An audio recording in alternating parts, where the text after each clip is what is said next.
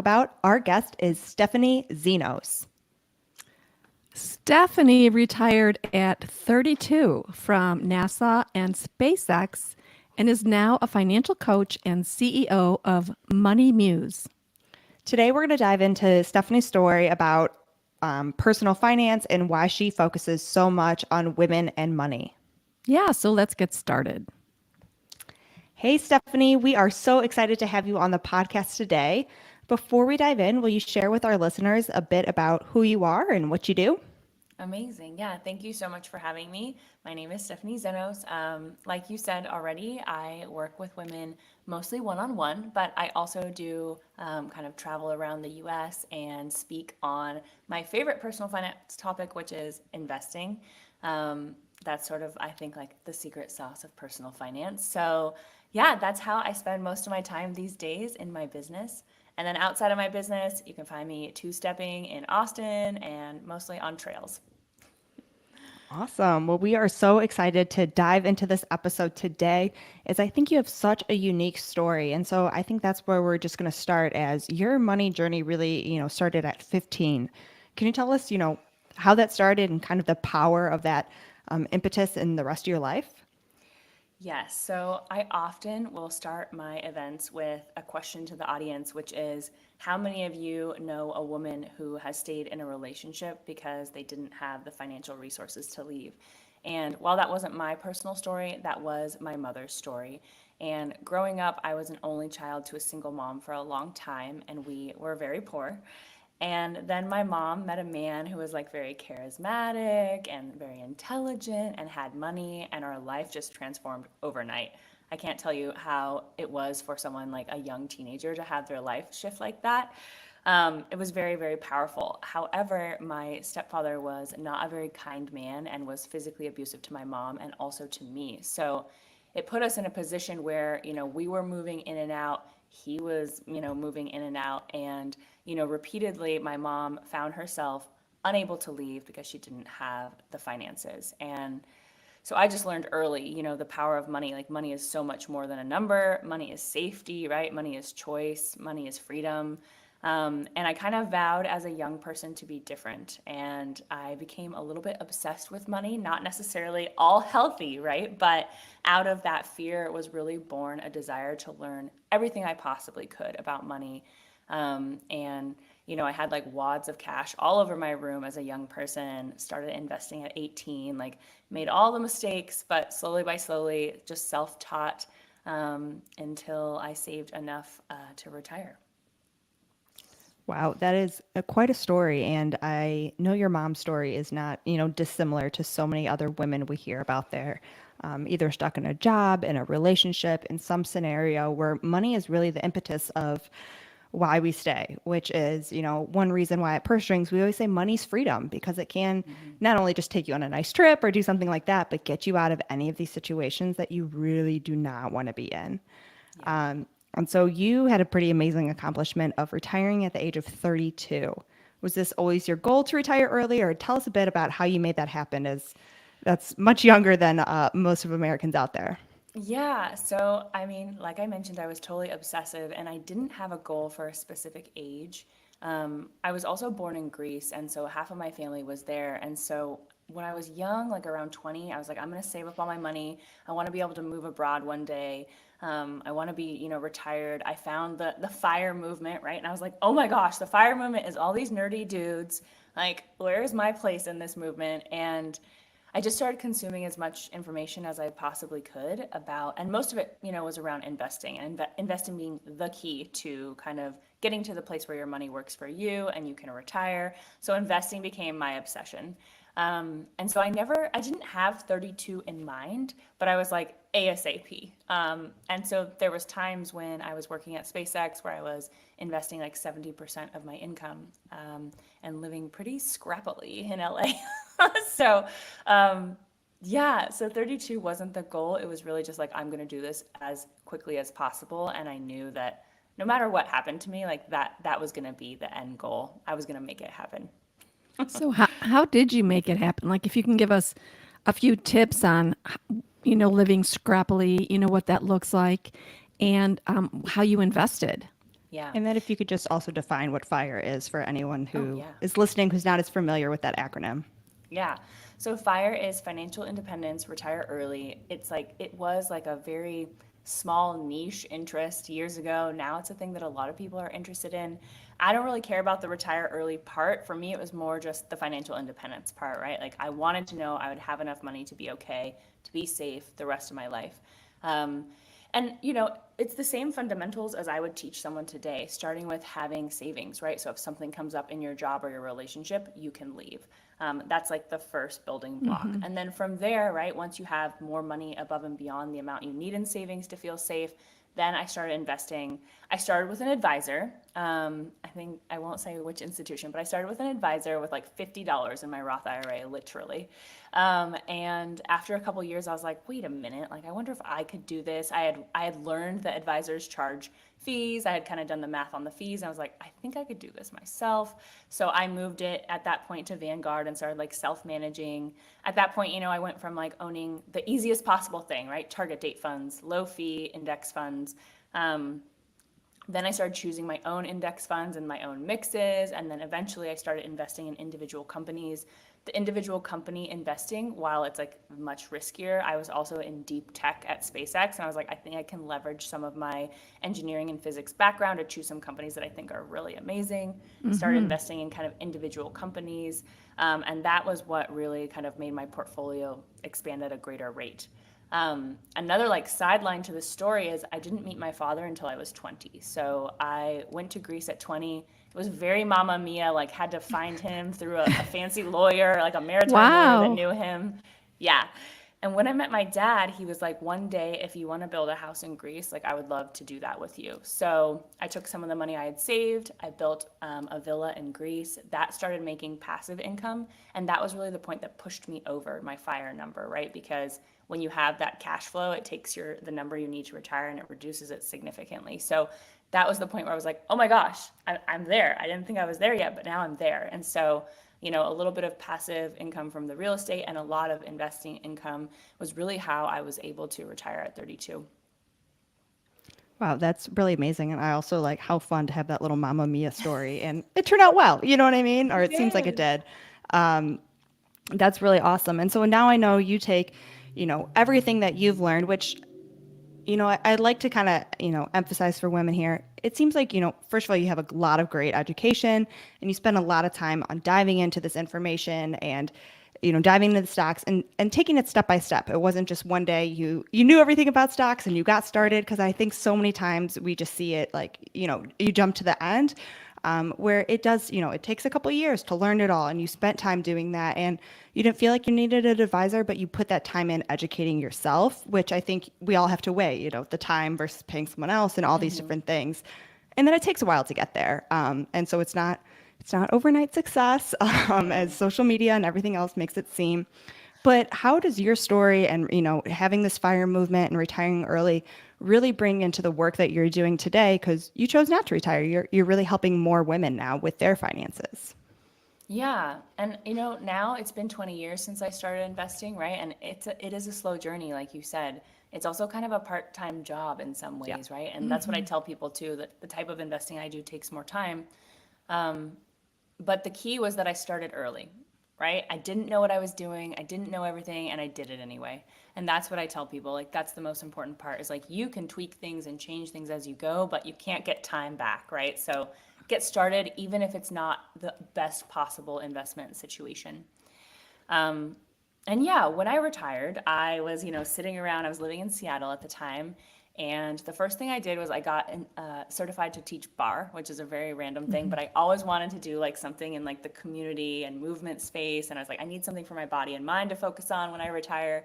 And then I just started making lists of things that were important to me. I was already talking to everyone in my life about money. I was like the money evangelist, Good for you. I love that. And then one day I joined this co-working space called The Riveter, and it was for women entrepreneurs. And just one day I was like, I wonder if I could help people I don't know with money. It was literally that simple. I was like, maybe I'll just host a workshop and see if anyone shows up. And it was only 5 days away, and over 100 women showed up. And The Riveter was like, oh my God, I think you're onto something here. So that's how Money Muse was born, was literally just like, oh, I wonder if I could help people I don't know. You know, do I have Yeah. the expertise? Could I possibly? And it all went from there. And so, what is like your focus of women? Do you just help women budget and invest, or are you working with women who kind of have the same situation of your mom, of trying to get out of some of these tougher situations, and really have a goal to leave a bad spot? Yeah. The majority of my clients are women who I would say are like, hyper focused on career. They're already pretty good at money for the most part. And maybe they know a little bit or they've saved some, but then they don't know what to take, like what step to take next with the investing, right? So I mostly specialize in investing. However, there is like a big slice of my clients that are either preparing for a divorce, thinking about a divorce, going through a divorce, right? Where maybe they're in that situation, and they want to make sure that they're going to be okay. So a lot of my clients, while they may be very successful, they haven't necessarily paid attention to their finances because their partner was doing it, right? And now they're like, oh girl, I think I got to learn some stuff real quick. And I'm Yes, like, yes, yes. yes, you do. And I try to make it, as approachable as possible. I love also to pull in like other experts, right? Because I'm not, studying law. I'm not an attorney, right? So I love to partner with other people in the space and just try to give the person as much information as possible. But yes, it is a good chunk of people who are preparing to take on their financial situation for the first time themselves, and there is a big learning curve there. So, what do you think are some of the barriers that you see are in front of women when you start working with them? Honestly, the biggest barrier I see is the way we think about money. So, most of my clients are used to prioritizing other people ahead of themselves. So, whether that's their children, right? They're like, I've been saving for my kids' college for 10 years and I'm way behind in retirement. And I'm like, you know, I know, or right? These women who don't put on, like we say, their oxygen mask first, and they're not going to get a return on that investment of their exactly. children's college. So I love that you're focusing on that. And what do you say to them then? I usually tell them the way I like to say it, I love the oxygen mask thing. I say, you can live an amazing life without owning a home. Your child can live an amazing life without having money for college. But if you get to retirement and you're not prepared, that's going to be hard for you. That's going to be hard for your family, right? You're going to end up potentially being a burden for your children. So it's kind of counterintuitive, but you need to prepare for yourself first. That's the way that I try to frame it for people, just to help them to see it differently. But it's so hard. We're also taught that like talking about money is rude, right? So a lot of times people have anxiety, and I try to normalize all of the things that can happen when we try to talk about money, which is like anxiety or suddenly feeling like really dumb or like checked out or like, oh, suddenly I'm so tired. I just like can't possibly do this right now. What's happening, right? Like these are all ways our nervous system kind of is like, no, thank you. Let's not do the money talk. So, normalizing that and just helping women realize like they're not alone. We all experience the same things, and just reframing, I think, for people. Yeah. It is amazing how much, investment is one option, but like so much is just the money mindset and the way we think about our money. And it's not always this tactical thing, but more of, I don't know if it's always the woo woo side or just, the logical side, the way we think about these things. But it is just a lot of mindset readjustment, because there are so many people we know who are earning, a good 6-figure income, but don't know where it's going or how it's being utilized. So it's not like we're not earning enough, but it's how is it being allocated? What are we doing with it, and how are we investing it, and those different things, and how are we thinking about that? Yeah. Yeah. And no shame because, like I say, Stephanie, to so many women, it's like giving the keys to the car to somebody who's never even understood what a car is for or how it runs or how it works.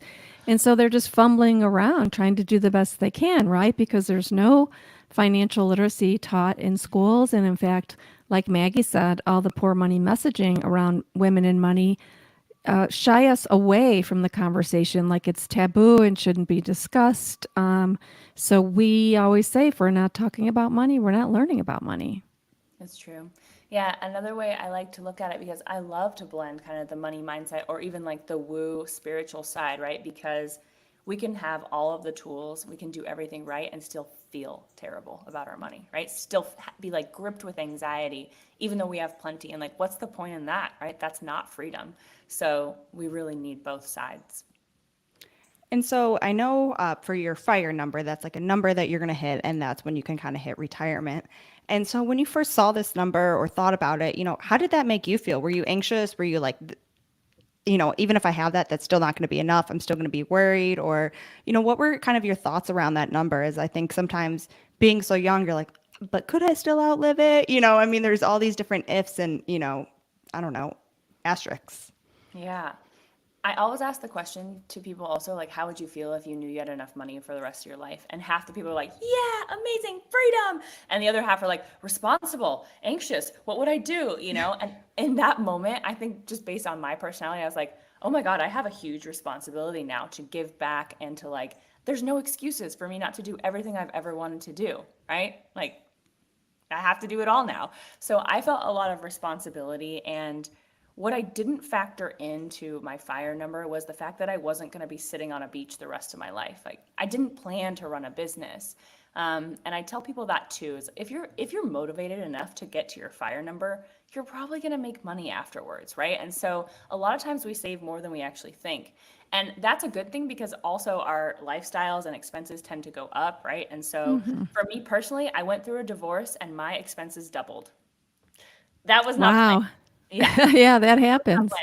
So those types of things happen. And like, thank goodness that, I am someone that has a business and I am someone that can still do things, right? And so it's like, then I had kind of a new fire number. And that was a temporary situation. My expenses will come back down a little bit again, but those are things that we can't necessarily plan for. And there's pros and cons. Like, probably you're going to make more money doing something, and probably things are going to come up that you didn't plan for. So yeah.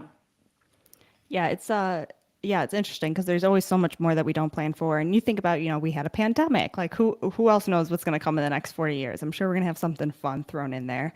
Okay. So it's just really being prepared for all that. But I would also want to kind of ask you about, kind of creating your life of kind of whatever you want to do. Because so many people, if money wasn't an option, what would you do? And we only think about working. And so now you kind of have that opportunity. And so how do you kind of figure out what you want to do or encourage your clients to do the same? Yeah. It was easier for me because I had some time off where I could dissociate my personality from just being a SpaceXer. Which I think when people first leave work, it's like, who am I without work? Work has been my life. And the more you're like that, and the more like, that's a very American thing, right? The more you're like that, the harder fire is. And you will see a lot of people talking about depression on fire forums and, Yep. other mental health challenges after retiring. And luckily for me, I had a very diverse interests. So like I did the bar teacher training, I started the business, I was traveling to Greece, right? Like I kind of had this vision of my lifestyle being bicontinental. And yeah, I don't know, it wasn't something I struggled with. I felt like my calendar was more full than it had ever been. But that's also my personality type. And so I tell people that if they want to retire, like have something in mind for like a mental pursuit, have something in mind for a physical pursuit, like have some things lined up to help you transition, because your nervous system's going to take a few years to figure out like what it's like to not be in your 9 to 5, and that's going to be really jarring for your identity. Yeah. Yeah, I So, read some of those like fire forums on Reddit and things like that. And so many people do feel either like depressed or lost or almost embarrassed, like, "Oh, I'm retired, so I don't do anything all day," when they talk to other, 30 something year olds or 40 something year olds who, they're, working all day and all these different things. And so it's just interesting that no matter what, you might still be sad. You got to figure out what you want to do with your life and what makes you happy, no matter if you have the money or if you don't. It's true. Yeah, you have to find a way to make meaning. Yeah. and I, excuse me. And I know that, Stephanie, you have some webinars coming up. What are you teaching these days? How do women get a hold of you? Share a little bit about you. Yeah, I'm pretty easy to find on Instagram. It's just my name, Stephanie_Zenos, or stephaniezenos.com.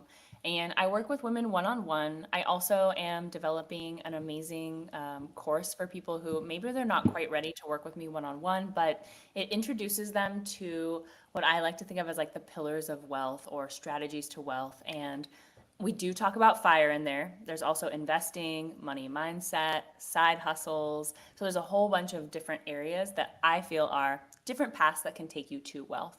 I see this as like building your financial foundation. Real estate's in there too.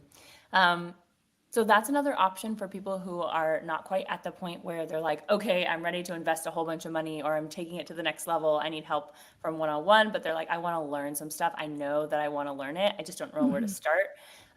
That's another way. But yeah, also, I always say, like, just you can ask me a question on Instagram. I'll always answer it, like always. So yeah, I encourage people to reach out to me. Awesome. I love it.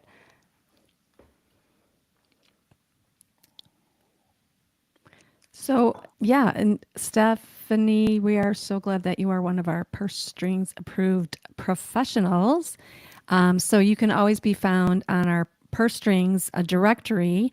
And I just love your story because you made such goodness out of what was not that great. You learned so much and you applied it to your life, and now you're helping other women do the same thing, which to me is like a rippling effect. And when you said, boy, could I help people with this, it's kind of like that's your North Star, that's your passion, that's what you're about, that's what you're supposed to be doing. And I love your Instagram. I love what pops off the page.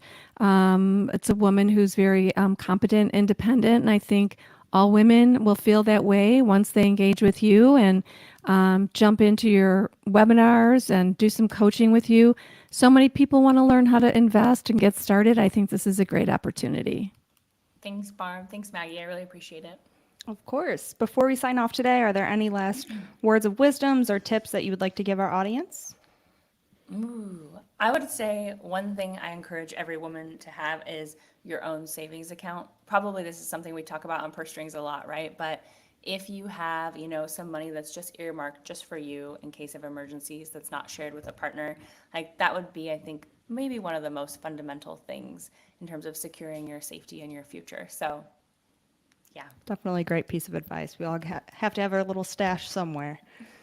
So yeah, thank you again, Stephanie, for coming on and sharing your story and your expertise today. You can check out Stephanie on Instagram or at pursestrings.co. And remember, just take one small action today, as those little actions really move us forward. So whatever it is, let's take that small step forward and be financially fearless. Talk to you soon. Thank you, Stephanie. Thank you so much.